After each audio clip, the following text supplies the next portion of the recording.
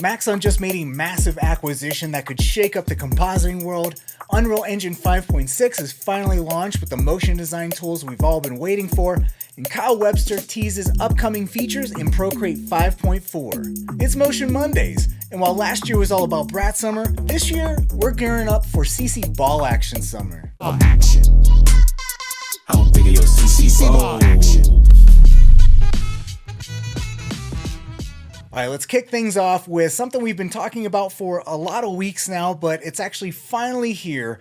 That's right, Unreal Engine 5.6 is out, and the State of Unreal 2025 wrapped up last week with a bunch of awesome announcements. The biggest thing for animators is the revamped animation tools. You can now see motion paths and edit them directly, plus there are some really great tween tools. The sequencer got a nice design overhaul, and they added procedural physics to rigs too. But what motion designers will really care about are those motion design tools we previewed last week. They're now live. Now, David Graunik from Epic Games showed off a lot of this stuff at NAB, but Jesse Pitela has also been doing some incredible experiments with them as well. He's got this cloner type setup where he's revealing things using effectors, complete with that springy delay effector style movement. And then he shows off some destruction VFX that looks pretty similar to Cinema 4D's Fracture tool, and even this cool exploded view assembly animation. Definitely give Jesse a follow if you want to see what's possible with these new tools, and stay tuned because we've got a new Unreal Engine course coming out from the GOAT himself, Jonathan Wimbush, that covers all the new motion tool features. Next up, we have Paul Tranny, who's an evangelist over at Adobe, and he just dropped a little sneak peek of a new feature coming to Photoshop beta called Dynamic Text. It's actually pretty cool. It automatically resizes chunks of text in a very designery way to fill up whatever space you give it. So instead of manually sizing different text blocks to fit a rectangular square, this tool handles it all for you. Now, it's not out yet, but it looks like it'll save designers a ton of time, especially if you're doing a bunch of type layouts. No more manual, tedious adjustments when you're trying to get that perfect typographic balance. All right, now on to some School of Motion news. We've got so much going on, it's really hard to keep track. All Access is here, it's in full swing. We just wrapped our May portfolio review where we saw some absolutely killer student work, and we gave advice to a lot of students to help them improve their reels and portfolios. And what I really love about All Access is how it now lets artists be able to translate their skills across multiple disciplines whenever they want.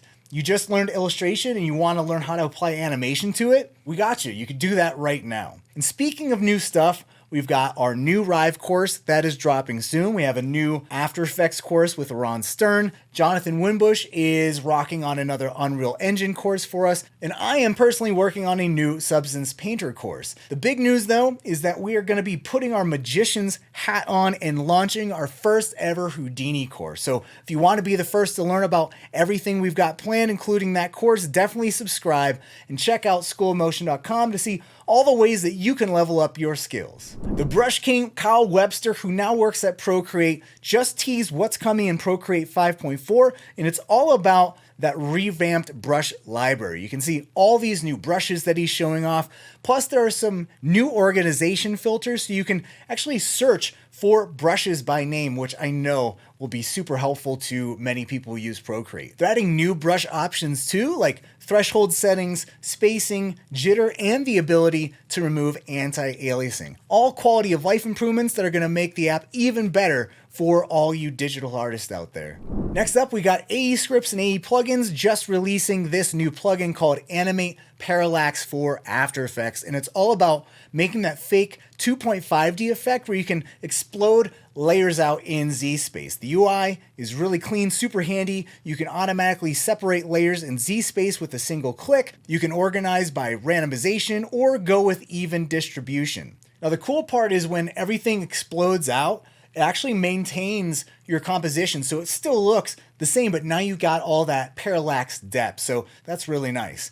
And it's 25% off until June 20th. So head on over to AE Scripts and AE Plugins if you want to grab it. All right, so more news from the State of Unreal 2025. Reality Capture is getting rebranded to Reality Scan, and they're dropping version 2.0 with some really nice enhancements. They're adding improved image alignment and AI-powered masking, which is huge and allows you to separate the main subject from the background that you scanned. The new realignment system is showing way better results, making it super easy to scan real objects and using them inside of Unreal Engine. Reality Scan 2.0 is expected to drop in the coming weeks, so if you've been waiting to get into photogrammetry, this might just be the perfect time to jump in and maybe start scanning some bagels or something. Okay, on to this week's cool work from around the interwebs. I had to kick it off with this absolute banger from the same team that brought us the legendary fake drawn meme music video. That's right, the VFX and Chill crew dropped another music video, this time a node to CC Ball Action called CC Ball Action by the CC Ballers. CC Ball action. That'll be kind of the balls. We go side. The lyrics are as smooth as Joey's head, and honestly, it's a perfect tribute to After Effects' most beloved effect. So here's the thing that kind of stinks though, is VFX and Chill is now shutting down. They're not doing it anymore, packing up and going home, which is a real shame because the world needs more CC Ballers and more auto-tuned Hashi. Key of video, then strain to black, white, and gray. Replace them with some scribbly pencils. So this might be the final music video, so definitely go out and watch and pour one out for what was one of the most creative channels on the interwebs. Now this next one is a little bit untraditional for this space because it's physical art, but I had to share it because it's such a crazy optical illusion. So this artist gets Gundam models and then paints them to look exactly like 3D kind of Toon shaded renders. It's incredible. He's using acrylic paint markers and the results are so good. Definitely check out more of their work because it's actually shown me some pretty good techniques for how to hand paint models inside a Substance Painter and getting them to look kind of cartoony comic book, and almost makes me want to pick up some paint markers myself and see what I could do with them outside of a computer screen. And lastly, I wanted to share this awesome piece from Loop Studio based out of Dubai, and it's basically a masterclass in knitting sims. They've got cotton sims, threads, knitting and fuzz, all these different textile elements that look absolutely incredible. And a few shots actually remind me of animations from the HBO show Westworld, those opening titles. But the lighting is beautiful and the attention to detail in all the fabric simulations is just amazing. And if you're into simulations, definitely follow Loop Studio because they got plenty more where that came from and it's all next level. All right, now on to what might be the biggest story of the week. Maxon just announced they are acquiring Left Angle, which makes Autograph. Now, for those of you who don't know what Autograph is basically a compositor that looks a bit like After Effects mixed with Unreal Engine. And you can even open After Effects files in it, which is pretty interesting. Now, this acquisition makes a lot of sense if you think about it. Maxon has Red Giant, they have Cinema 4D, but they don't have a compositor. From everything I've read, people have actually used Autograph, really loved it, and said it made up for a lot of After Effects shortcomings. The problem was it didn't have widespread adoption, and it's mostly due to the fact they didn't really have a great marketing budget. But now that Maxon owns them with way more money and way more marketing power behind it, this could get really interesting. I almost wonder if they're aiming to create something that is an alternative to After Effects. It's definitely going to be worth keeping an eye on. And speaking of Cinema 4D, I wanted to mention Casey Gu, who is now a new full-time member at Maxon and has been making absolutely killer tutorials.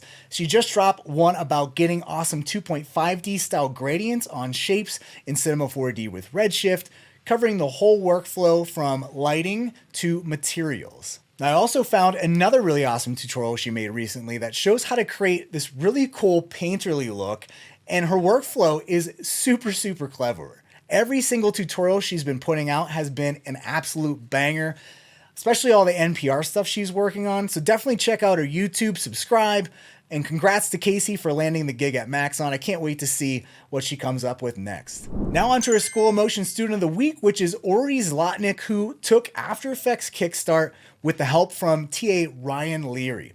First off, Ori is an amazing illustrator. His work is bonkers, but what's cool is he's been using After Effects to bring his illustrations to life, and the results are really, really fun. The interesting part about Ori is that he was dealing with a long period of burnout, but by taking our courses and getting into After Effects, he said he's regained his creative energy and hasn't stopped creating since. Now you can see all of his animated illustrations on his website, and they're proof of what's possible when you can combine strong illustration skills with animation. Definitely check out Ori's work, and congrats on getting that creative passion back.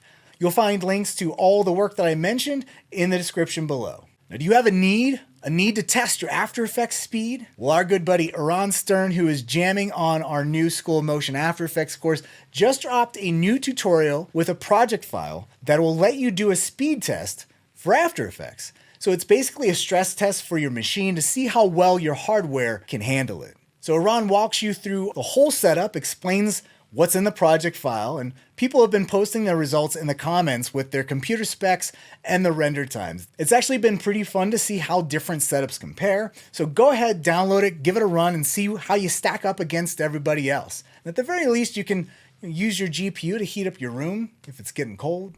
And that's it for Motion Mondays. You'll find links to everything we talked about in the description below, and be sure to subscribe to the channel so you don't miss out on any big announcements, like when we're gonna drop my music video that's an ode to Cinema 4D's Jiggle Deformer. Just kidding, or am I? All right, well, thanks for watching, and we'll see you next time. Have a great Monday.